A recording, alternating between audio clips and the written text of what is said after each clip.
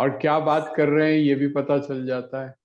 तो मैं थोड़ा सा उसको सीक्रेट रखिए तो ज़्यादा अच्छा है, हमको सारी चीज़ें नहीं पता चलनी चाहिए, क्योंकि फिर पता ही है आपको कि अगर आपकी बहुत सारी चीज़ें पता चल गई तो ये लेक्चर देते हुए समय कभी भी रेफरेंस दिया जा सकता है। तो इसलिए प्लीज आप इन सब चीज़ों को अपने छुपा के रखिए तो ज़्यादा अच्छा है। ये मैं आपसे वैसे ही कर रहा हूँ, लेकिन थोड़ा सा आप ध्यान रखिए इन चीज़ों का। अब मैं जो लोग भी हमारे साथ इस दूसरे सत्र में जुड़े हैं उन सबका मैं हार्दिक अभिनंदन करता हूँ और उनका स्वागत करता हूँ। और अब बस आप समझ लीजिए तैयारी पे आप हैं। अब आपने 1 वर्ष जो है वो पूरा हो गया है, तो आपका ये जो कार्यक्रम है इसकी आपने वार्षिकी मनानी है ना। अब वो वार्षिकी हम कैसे मनाएंगे तो वो आपको संतोष जी जरा ज्यादा अच्छी तरह बता देंगे कि किस तरह से। हम बैठे हुए दूर दूर हैं, पास पास होते तो शायद कोई केक वगैरह काट लेते, लेकिन सब दूर दूर बैठे हैं तो अपना ऐसे ही गुजारा कर लेंगे, कोई बात नहीं। कोई और तरीका हम अपनाएंगे ताकि सारे मिलके इस 1 वर्ष जो हमने आत्मचिंतन किया है और एक दूसरे के साथ में हम जो इसी बहाने जुड़े हैं दूर रहकर भी, तो उसका हम करें। 8 तारीख को है तो आप ध्यान रखिएगा, 8 तारीख को हमारा पूरा 1 वर्ष जो है वो हो जाएगा इस कार्यक्रम को करते हुए। मतलब कल है ना? हाँ, तो बस कल शनिवार भी है, तो कल जो है वो बस आप तैयार हो जाइए। और किस तरीके से मनाना है, आज का दिन है तो आप लोग अगर अपने अपने सुझाव भी भेज देंगे शर्मा जी के पास में, तो उसी तरीके से हम इसको संपन्न करेंगे। कल एक सत्र में भजन रखेंगे। हाँ बिल्कुल बिल्कुल बिल्कुल भजन रखिए। रखेंगे। वो चाहे आप दोपहर के इसका सेकंड में रखिए या पहले रखिए, ना मतलब जैसा भी। सभी एक भजन।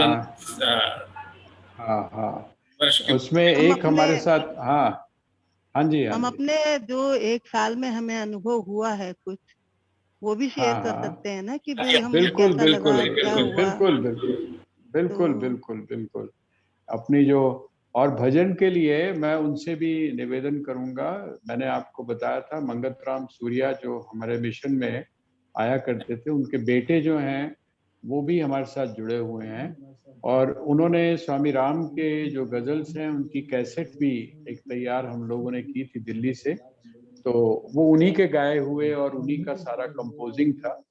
तो हम उनसे भी निवेदन करेंगे कि एक भजन जो है वो भी अपना हमें सुनाएं। तो इस तरीके से आयोजन कर लेते हैं। ये दीदी ने बताया, और भी जो आप लोगों के सजेशंस हो तो वो आप दीजिएगा, ताकि कल इसको थोड़ा सा एक नया रूप दिया जा सके, और हम में जो जो खामियां रह गई हैं उनको भी हम धीरे धीरे पूरा करें, ताकि जो नया वर्ष है, हमारा जो नया वर्ष है, उस नए वर्ष में हम इसको एक नया प्रारूप दे सकें।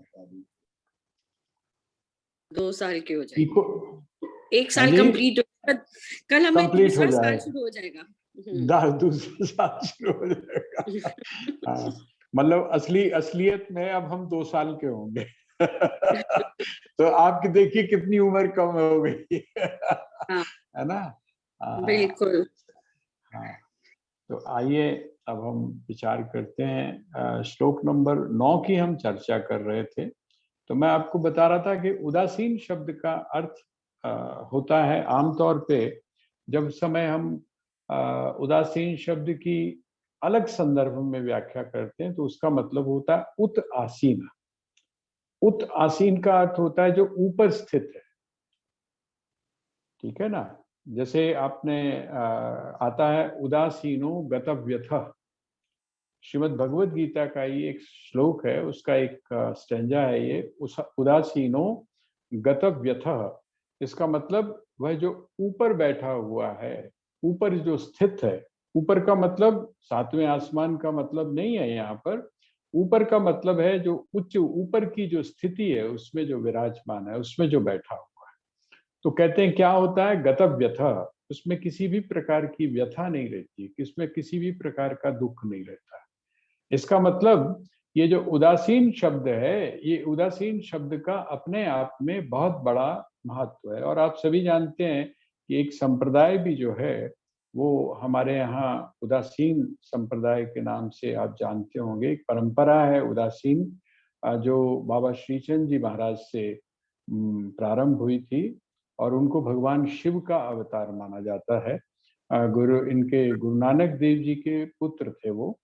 उन्हीं से उदासीन जो परंपरा है, और उनके जो प्रमुख जो आचार्य हैं वो सनकादि हैं, जो ब्रह्मा जी के मानस पुत्र थे, जिनको आपने देखा होगा वो बच्चों के रूप में चारों। लेकिन वो जो सनकादि हैं, वो सनकादि की जो परंपरा है वो अनादि परंपरा है, वैदिक परंपरा है, आर्ष परंपरा है। तो उस परंपरा पर जो लोग चलने वाले हैं वो भी कहलाते हैं। और उदासीन का अर्थ होता है जो तत्वज्ञानी, जिसके अंदर किसी भी प्रकार की व्यथा नहीं रह गई है, जिसमें किसी भी प्रकार का आकर्षण नहीं रह गया है, जो उस उच्च स्थिति में। लेकिन यहाँ पर जो है, यहाँ जिस समय प्रकरण चल रहा है, तो यहाँ पर उदासीन का अर्थ है, जैसे कहते हैं ना, आप आजकल बड़े उदासीन दिखाई देते है ना, उदासी जिसको बोलते हैं ना, उदासी, वो उदासी। लेकिन यहाँ उदासी का भी मतलब नहीं है। इसको जब एक्सप्लेन किया, इसको जब डिफाइन किया हमारे यहाँ ग्रंथों में आचार्यों ने, तो उन्होंने कहा उदासीन का अर्थ है जो पक्षपात रहित, जो किसी का पक्षपात नहीं करता। इसका मतलब सत्य के प्रति जिसकी निष्ठा है वो किसी का पक्षपात नहीं करता। देखिए, ये बहुत कम लोगों में आपको ये चीज मिलेगी। नहीं तो हमारे होता क्या है, पक्षपात का मतलब है हम कोई ना कोई पूर्वाग्रह बनाकर पहले ही बैठ जाते हैं। हम ये मान लेते हैं कि ये आदमी बड़ा गलत है, हम ये मान लेते हैं कि ये व्यक्ति जो है वो बहुत अच्छा है। दोनों ही जगह ठगने की संभावना है, दोनों ही जगह प्रवंचना का ध्यान।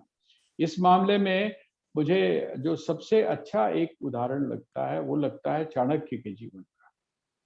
आचार्य चाणक्य जो हैं, उनके अंदर मैंने उनके जिस समय आप जीवन को पढ़ते हैं तो यद्यपि उनको लोगों ने कौटिल्य के नाम से कहा, कुटिल, कुटिल का मतलब जो जिसकी टेढ़ी मेढ़ी चाल होती है उसको कुटिल बोलते हैं।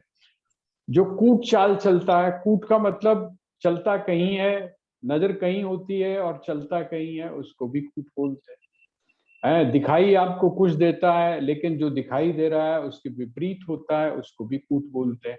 लेकिन वो होने के बावजूद जो आचार्य चाणक्य हैं वो अपने आप में बड़े विलक्षण व्यक्तित्व, और उसकी सबसे बड़ी खासियत क्या है, कहते हैं उसकी उनकी सबसे बड़ी यह है कि वो किसी भी चीज को पूर्वाग्रह से युक्त होकर नहीं देखते।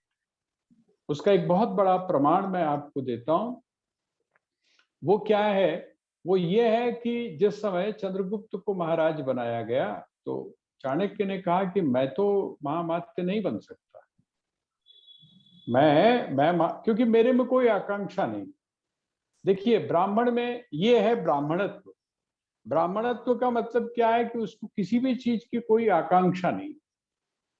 वो अगर कर रहा है तो समाज के लिए कर रहा है, वो किसी मान सम्मान के लिए नहीं कर रहा है, वो कल मैं इस पद को प्राप्त करूंगा इसके लिए नहीं कर रहा, वो अपने कर्तव्य का निर्वाह कर रहा है। राज्य का कर्तव्य है, समाज का कर्तव्य है, उसका पालन कर रहा है। तो उन्होंने कहा किसको बनाया जाए, जो चंद्रगुप्त है उसका महामात्य किसको बनाया जाए। तो आप आश्चर्यचकित होंगे कि उनका जो सबसे बड़ा राइवल है, सबसे बड़ा राइवल अर्थात जो महानंद है, उस नंद का, नंद वंश की जो रक्षा करने वाला, जिसके साथ में चंद्रगुप्त का संघर्ष रहा और जिससे अपमानित होने के बाद में चाणक्य ने अपनी शिखा को खोला और प्रतिज्ञा की कि जब तक मैं तुम्हारे वंश का नाश नहीं कर देता तब तक मैं इस शिखा में बंधन नहीं करूंगा। उस राजा का जो अमात्य है, जिसका नाम क्या है, जिसका नाम है राक्षस, उस राक्षस को उन्होंने चंद्रगुप्त का क्या बनाया, चंद्रगुप्त का महामात्य बनाया। इसका मतलब क्या हुआ, उनके अंदर ये बात नहीं है कि कल तक ये मेरा राइवल था, कल तक ये मेरा प्रतिस्पर्धी था। उनमें कौन सी चीज है कि ये योग्य है और योग्य की उपेक्षा नहीं होनी चाहिए।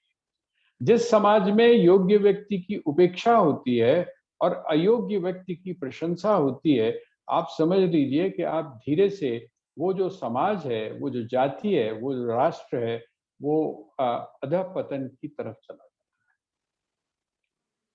तो ये है उदासीन होने का मतलब है पक्षपात रहित, किसी भी प्रकार का जिसमें पक्षपात ना हो। और मध्यस्थ द्वेष्य बंधुषु, मध्यस्थ, मध्यस्थ का मतलब क्या है कि जो मध्यस्थ, वैसे आप जानते हैं ये शब्द बहुत ज्यादा हम लोगों के यहाँ जो परिवार में है उनके बीच में जिसको आप क्या बोलते हैं, अगर बड़ी ठेठ भाषा में बोलें तो उसको बोलते हैं बिचौलिया। बिचौलिया, बिचौलिया एक शब्द आपने सुना है, बीच में जो है ना, जो दोनों के बीच में, दोनों जो पक्ष होते हैं उनके जो बीच में होता है, और वो जो बीच में होता है वो क्या करता है, दोनों का हित चाहता है। मध्यस्थ कहते हैं कि मध्यस्थ किसको बनाया जाए, मध्यस्थ वो होता है जो निर्णय करता है दोनों के पक्ष में, दोनों के पक्ष में, दोनों का हित चाहता है। ऐसा कौन है मध्यस्थ? द्वेष्य, द्वेष्य, द्वेष्य का अर्थ क्या है? द्वेष्य का अर्थ है और बंधुगण, द्वेष, जो द्वेष करने वाला है, द्वेष का मतलब जो द्वेष करने वाला है, और बंधुषु, बंधुषु का मतलब जो आपको अपना समझते हैं। जैसे बंगाल में आपने सुना होगा कि वहां एक बहुत ज्यादा प्रयोग होता है बंधु, बंधु शब्द का प्रयोग बहुत होता है। बंधु का मतलब क्या हुआ? जो अपना है, जिसमें अपनापन है, उसको हम बंधु बोलते हैं। तो बंधुषु एका साधुष्वपि च पापेषु, वह व्यक्ति चाहे साधु पुरुष हो अर्थात सज्जन हो, या कौन हो, पापी हो, चाहे साधु पुरुष हो या पापी हो। देखिए ये एक्सट्रीम भी बताया उन्होंने, दोनों पक्ष बता के चल रहे हैं, ऐसा हो ऐसा हो। इसका मतलब वो हो सकता है पक्षपात करने वाला हो सकता है निष्पक्ष रहने वाला हो। कहते हैं इन सब चीजों में जो विपरीत चीजें हैं, जिसको हम द्वंद्व बोलते हैं, इस द्वंद्व के अंदर भी जो क्या रहता है, समबुद्धि रखता है। वो कहते हैं कि एक बार एक जो चोर था, कोई चोर चोरी करने के लिए आया होगा और वो भागता हुआ उसके पीछे, उसने कहीं से शक हो गया, तो कुछ लोग और खास करके जो राज कर्मचारी थे अर्थात जो पुलिस थी, वो उसके पीछे भागती भागती आई, और भागती भागती आई तो उसको और कोई तो जगह मिली नहीं।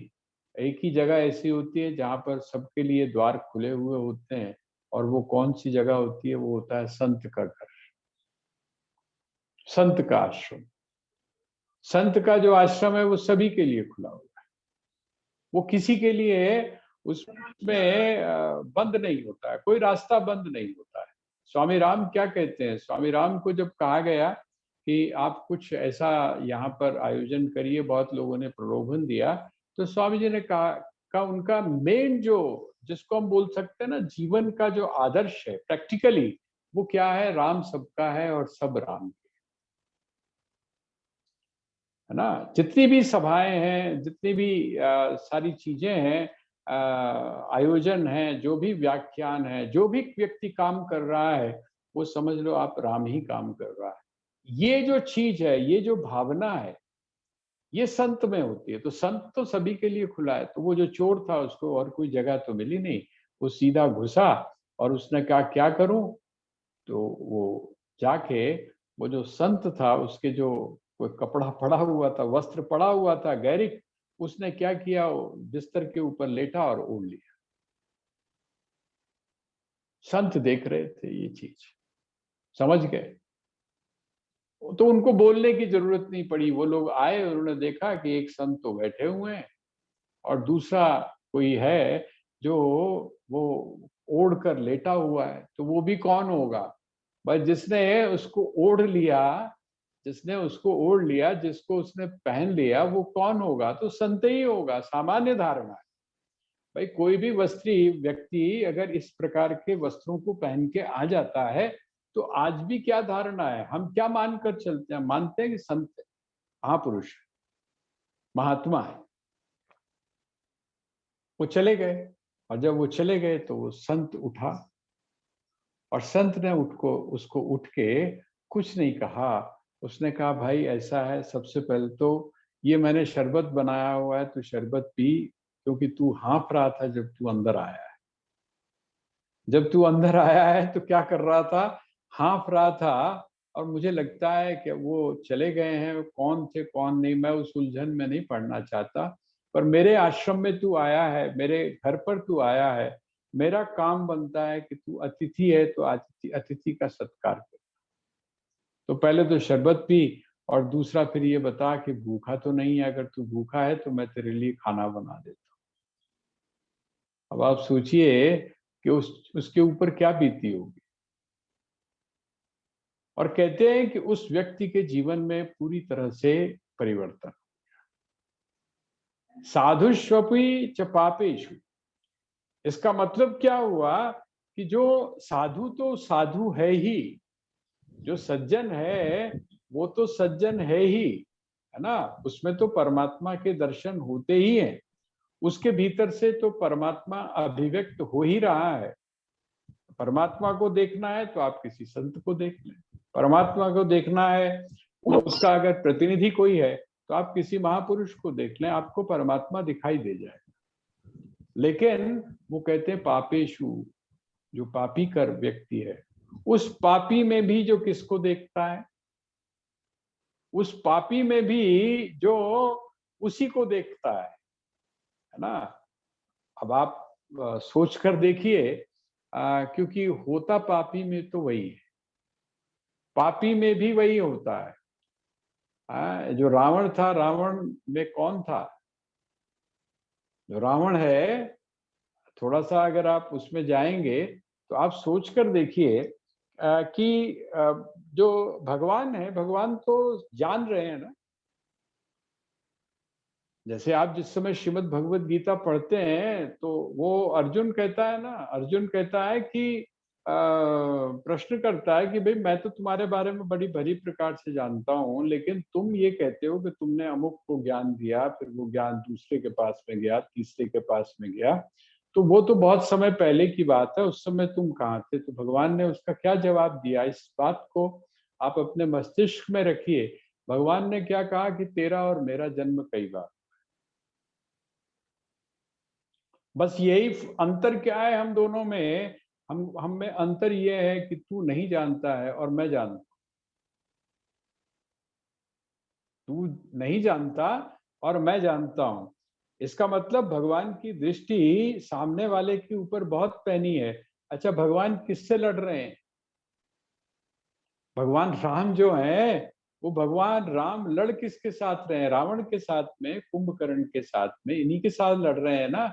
अच्छा, वो तो रावण और कुंभकर्ण हमको दिखाई दे रहे हैं, लेकिन भगवान राम को क्या दिखाई दे रहा है? भगवान राम के अंदर जो बैठा हुआ विष्णु तत्व है, वो विष्णु तत्व वहां पर अपने सामने जो खड़े हुए योद्धा हैं, जो उनके साथ युद्ध कर रहे हैं, उनमें भी किसको देख रहे हैं? अरे, तुम नहीं पहचान रहे, तुम कौन हो? तुम तो मेरे पार्षद, तुम मेरे कौन हो? पार्षद हो। तुम नहीं पहचान पा रहे, लेकिन मैं तुमको पहचान पा रहा हूं, क्योंकि बस अंतर इतना है कि तुम शाप के कारण, ध्यान करिएगा, नारद जी ने शाप दिया था ना, तो शाप के कारण तुम इन योनियों में आए हुए हो, राक्षस की योनि में आए हो, लेकिन मैं तुमको जानता हूं कि तुम कैसे हो। इसीलिए श्री राम जो है वो उनके साथ में युद्ध करते हुए भी प्रेम की दृष्टि रखते। तो साधुष्वपि च पापेषु, वह जो पापात्मा है, जिसको आप पापात्मा बोलते हैं, महात्मा गांधी ने संभवतः इसी बात के लिए कहा होगा, या अन्य महापुरुषों ने भी शायद इसी बात के लिए कहा होगा कि आप पाप से घृणा करिए पर पापी से नहीं। पर कुछ महापुरुष कहते हैं घृणा घृणा कहाँ से आ गई? घृणा जो है वो घृणा कहाँ से आ गई? क्योंकि अगर आप में घृणा है तो गड़बड़ हो जाएगा। आप में यदि घृणा नहीं है, बल्कि घृणा का उल्टा यदि आपके पास में है, प्रेम है, यदि प्रेम आप में है, तो आप पापी को भी पापी नहीं समझेंगे। पापी में भी आपको किसका दर्शन होगा? उस परमात्मा का ही दर्शन होगा। ये जो स्थिति है, ये है समबुद्धिर। समबुद्धिर विशिष्यते। जिस व्यक्ति की बुद्धि इस प्रकार की हो गई है, जिस व्यक्ति को इस प्रकार जो समता है वो दिखाई देती है, जिस व्यक्ति को अब मैं फिर उसी शब्द को दोहरा रहा हूं, टर्मिनोलॉजी को, कि जिस व्यक्ति को समस्त कार्यों में उसका कारण दिखाई दे रहा है, उसका मूल दिखाई दे रहा है, ऐसा व्यक्ति क्या है? ऐसा ही व्यक्ति जीवन में श्रेष्ठ है। और आगे उन्होंने कहा, अगला जो श्लोक है 10वां श्लोक, वो 10वां श्लोक है, योगी युंजीत सततम आत्मानं रहसि स्थितः एकाकी यत चित्तात्मा निराशीर परिग्रहः। योगी युंजीत सततम आत्मानं रहसि स्थितः एकाकी यत चित्तात्मा निराशीर परिग्रहः। अब वो कहते हैं कि योगी युंजीत सततम, है ना, आत्मानं रहसि स्थितः। ऐसा जो योगी है, कैसा योगी? जिसकी दृष्टि सम हो गई, जिसकी दृष्टि सम हो गई है। बुरा मत मानिएगा, मैं जो देखता हूं मंदिरों में या संस्थाओं में, आध्यात्मिक या धार्मिक संस्थाओं में, वहां परस्पर इतना राग, इतना द्वेष, इतनी प्रतिस्पर्धा आपको देखने को मिलती है कि आपको अगर इन कसौटियों के ऊपर अगर आप कस के देखें तो हम लोग परमात्मा से बहुत दूर हैं। वो कहते हैं परमात्मा में स्थित कौन है? कहते हैं परमात्मा में स्थित वो है जिसकी ऊपर बात कर दी है। ऐसा जो व्यक्ति है या ऐसा जो योगी है, वो क्या है? वो परमात्मा में सदैव स्थित। और हम किसको मान रहे हैं? हम ये मान रहे हैं बाहर की जो चीजें हैं, उन बाहर की चीजों को लेकर हमने अपने आप को धार्मिक, अपने आप को आध्यात्मिक समझा हुआ है। और भगवान कृष्ण का कहना है कि नहीं, योगी युंजीत सततम आत्मानं रहसि स्थितः। जो इस प्रकार का योगी है, जो इस प्रकार का योगी है, वह क्या है? वो आत्मा के अंदर निरंतर भाव से रहता, सदैव रहता, एक भी पल के लिए वो विचलित नहीं होता है। जिस व्यक्ति की दृष्टि कारण दृष्टि एक बार बन चुकी है, जिसको कारण का पता चल गया, जो कार्य में नहीं उलझा हुआ है बल्कि जो कारण को भली प्रकार से जानता है, ऐसा विशिष्ट बुद्धि वाला, ऐसा श्रेष्ठ बुद्धि वाला कौन? कहते हैं वो जो योगी है वो परमात्मा में सदैव स्थित रहता है। इसका मतलब यदि आपकी दृष्टि कारण दृष्टि है तो आप में राग भी नहीं आएगा, आप में द्वेष भी नहीं आएगा। आप सबको एक समान भाव से, बिना किसी पक्षपात के समभाव से आप देखेंगे। अगर ऐसा नहीं है तो इसका मतलब समझ लीजिए कि अभी आपने अपनी यात्रा का प्रारंभ ही नहीं किया।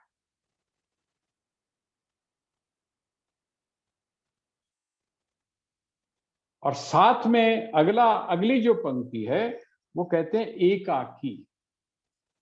अब ये एकाकी का अर्थ क्या है?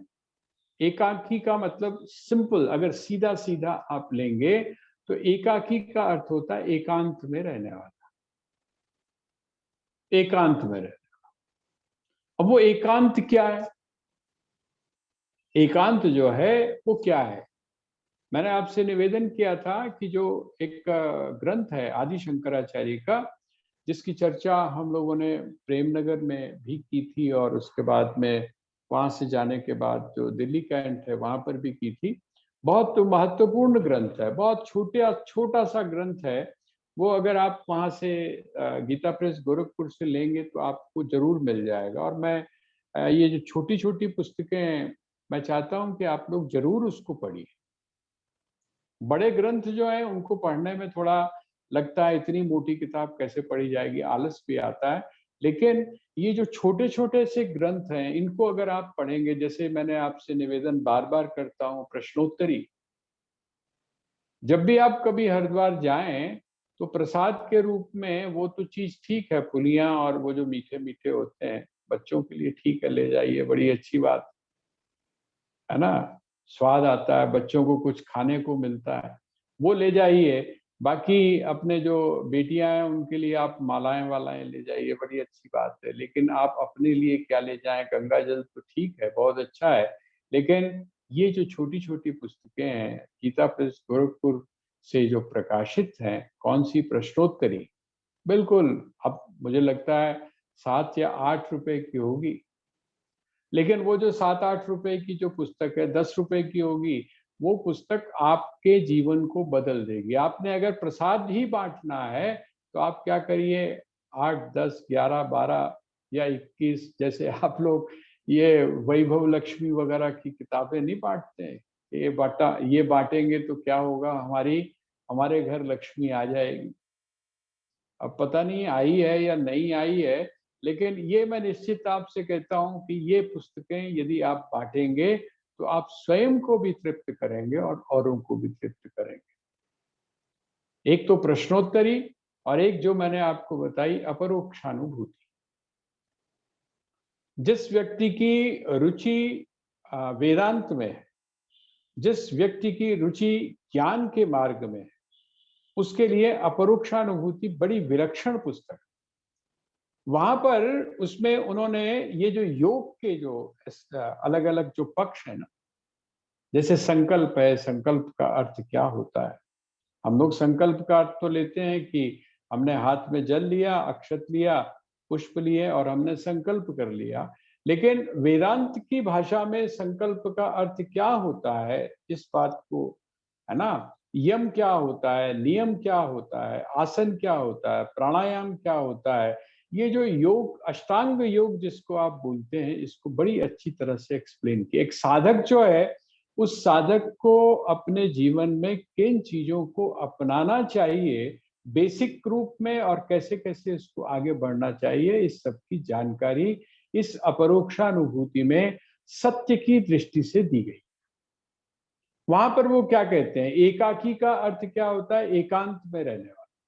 हमने सामान्य रूप से क्या किया, हम घर छोड़कर, घर में बड़ी भीड़ भाड़, घर में बड़ी भीड़ भाड़ है, यहाँ पर हम ना तो पूजा कर पाते हैं ना पाठ कर पाते हैं, टाइम ही नहीं मिल पाता है। सारे घर के, मैं जिन शब्दों का प्रयोग कर रहा हूँ इनको आप भी प्रयोग करते हैं, और उसके पीछे जो जुड़ी हुई भावना है उसको भी आप देखिए कि घर में तो इतने सारे पछड़े हैं, कभी इधर जा कभी उधर जा। ये जो पछड़े शब्द है इसका मीनिंग आप लगा लीजिए।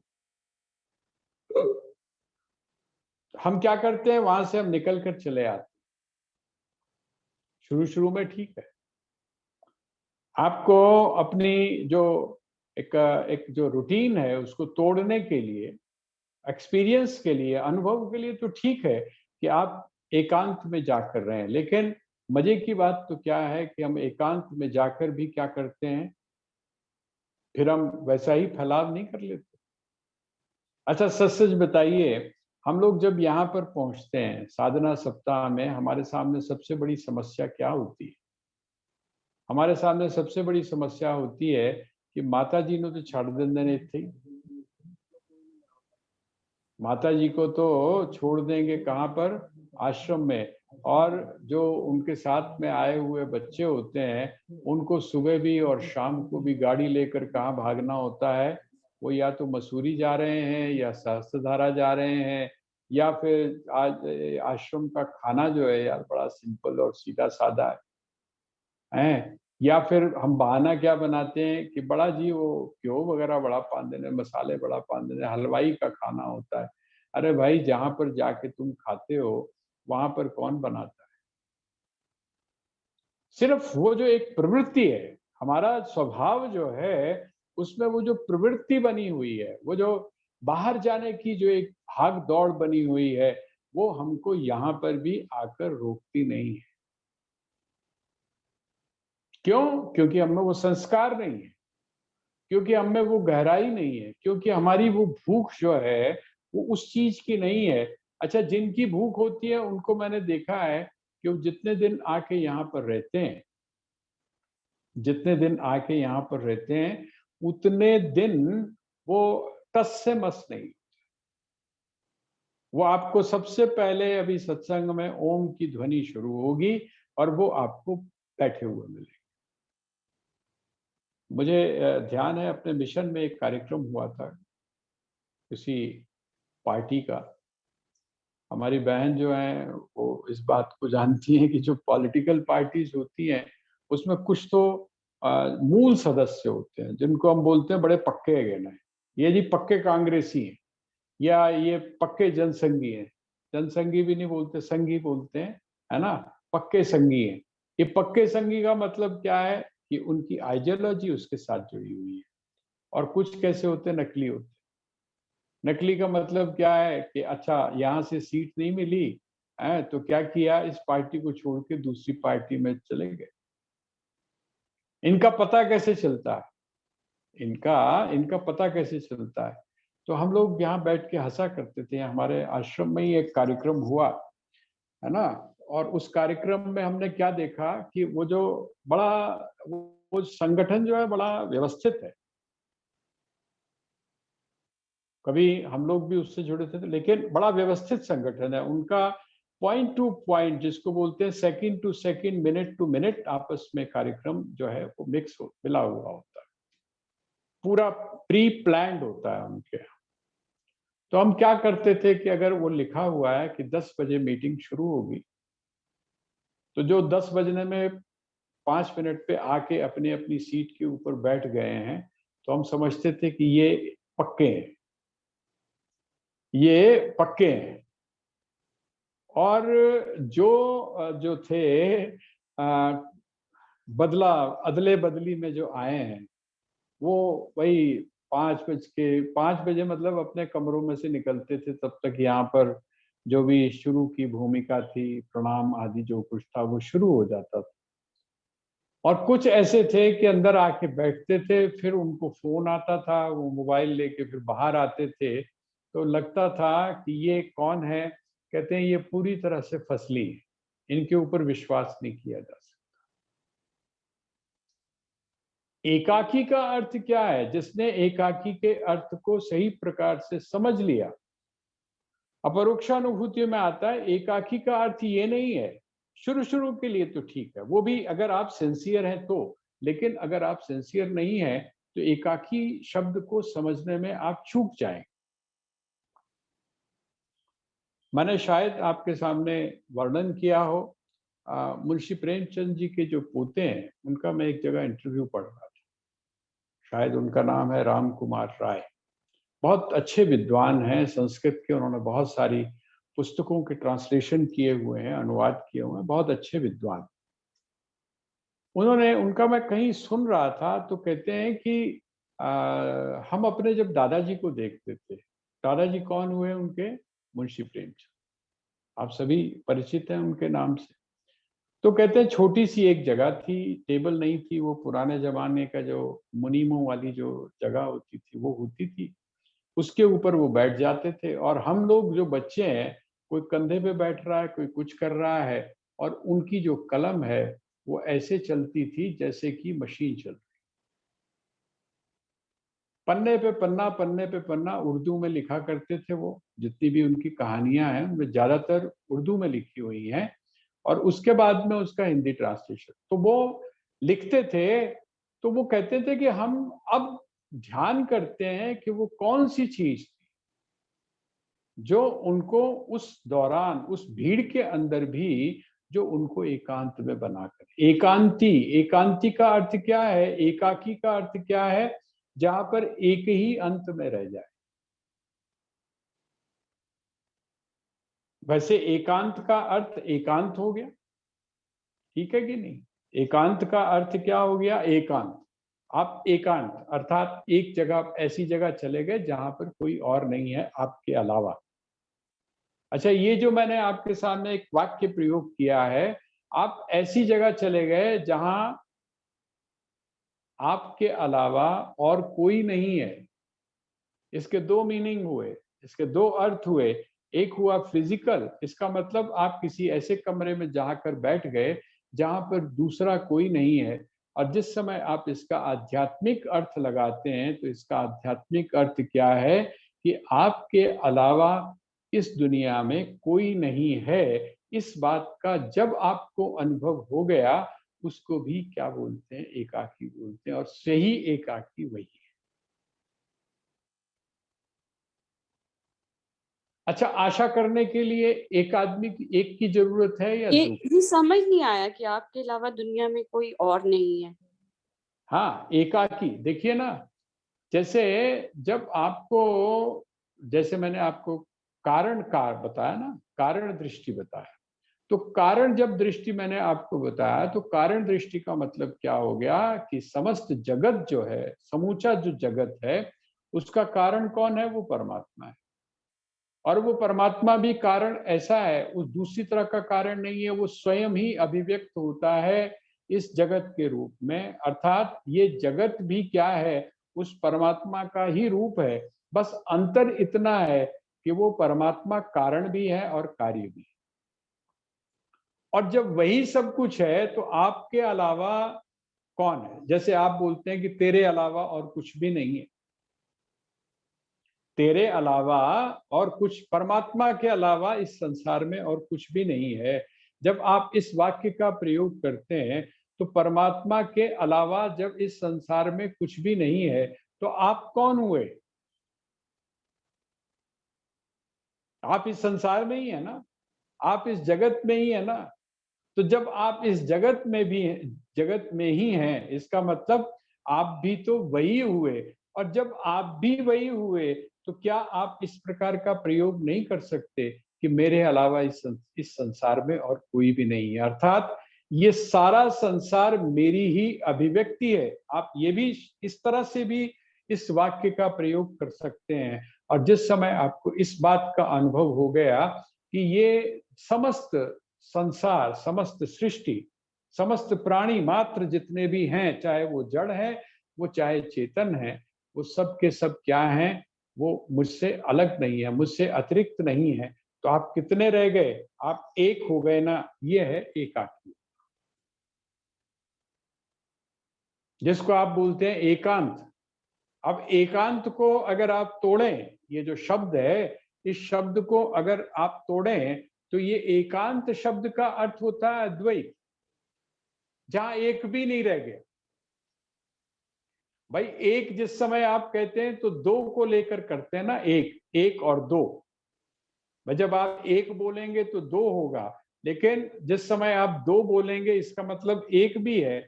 लेकिन वहां पर वह जो स्थिति है, वह स्थिति किस प्रकार की है? एकांत का अर्थ यह है कि आप अकेले हैं। और एकांत का अर्थ यह है आध्यात्मिक रूप से, उस पारमार्थिक रूप से एकांत का अर्थ क्या है? जहां एक भी टूट गया, एक भी जहां पर समाप्त हो गया, वहां पर कहने को अब कुछ बाकी नहीं रहता। वहां सिर्फ